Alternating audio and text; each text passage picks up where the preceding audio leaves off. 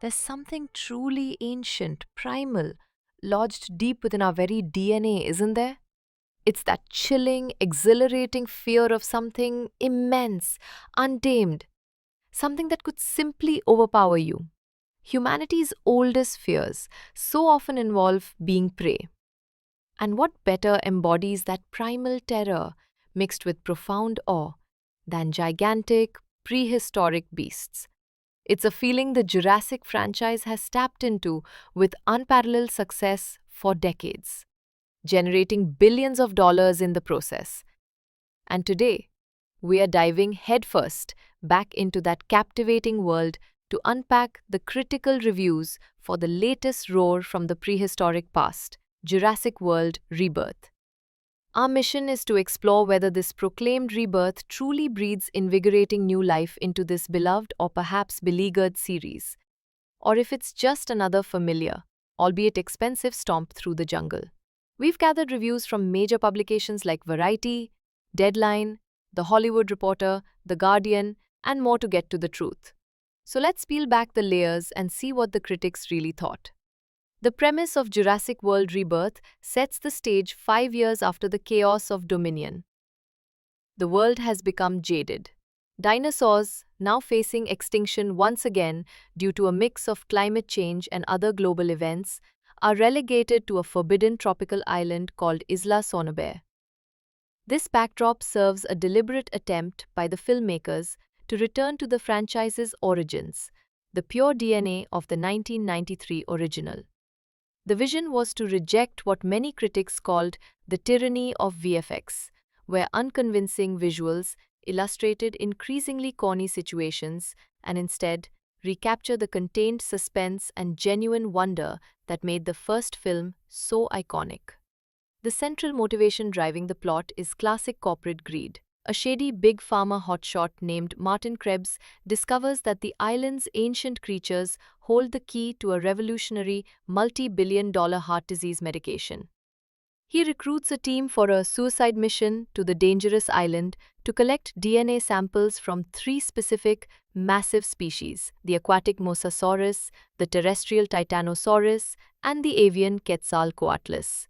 With this new direction, we get a fresh cast. Scarlett Johansson plays Zora Bennett, a tough, amoral ex-Special Forces operative tempted by a $10 million payday. Critics noted she was a marked improvement over previous leads, a tough-as-nails character with no obligation to be anyone's love interest. Jonathan Bailey plays Dr. Henry Loomis, a bookish paleontologist and student of Dr. Alan Grant. He represents the idealistic science guy, serving as the audience's window into the scientific wonder and the profound ethical dilemmas at the heart of the story. The rom-com chemistry between the pragmatic Zora and the charmingly unprepared Henry was a highlight for many reviewers. The team is rounded out by Mahershala Ali as the sympathetic ship captain Duncan Kincaid and Rupert Friend as the gleefully villainous Martin Krebs. And in a move that divided critics, the team rescues the shipwrecked Delgado family. Some felt this subplot was an unnecessary distraction that slowed the action, while others argued they provided a crucial, relatable normie perspective in the midst of the chaos. A classic Spielbergian touch. Let's be honest, we're all here for the dinosaurs. The film makes a very deliberate effort to restore their awe by moving away from over-the-top CGI and back towards a more grounded, tangible feel.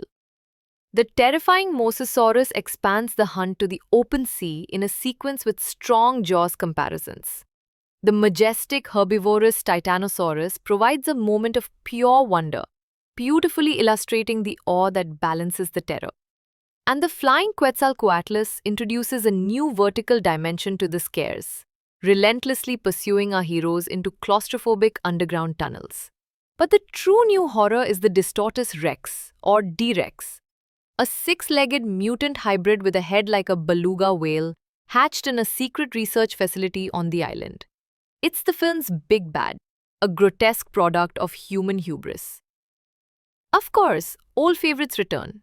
The cunning velociraptors feature in a tense convenience store scene that pays homage to the original's iconic kitchen sequence.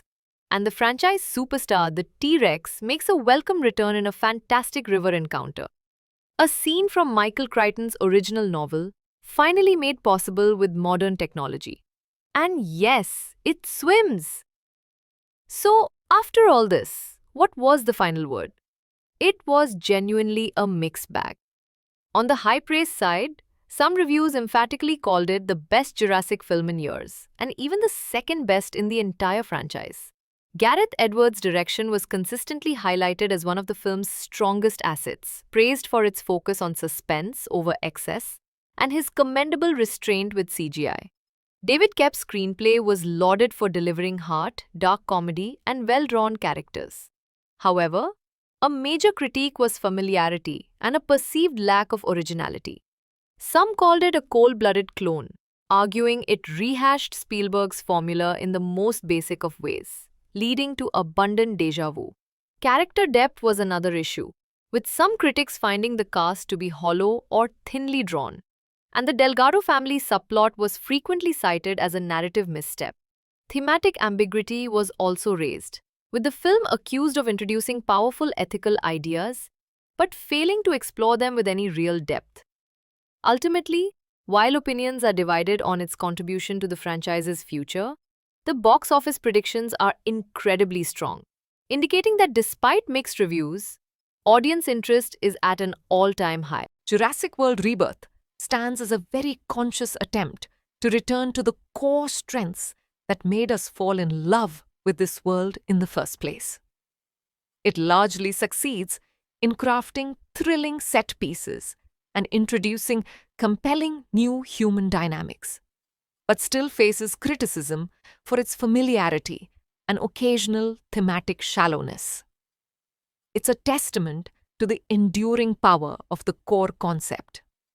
The film manages to pull off enough truly thrilling moments to satisfy a significant portion of its audience, proving that the primal fear and profound wonder of dinosaurs, when done well, still hold an immense and captivating appeal. It leaves us with a question that echoes long after the credits roll.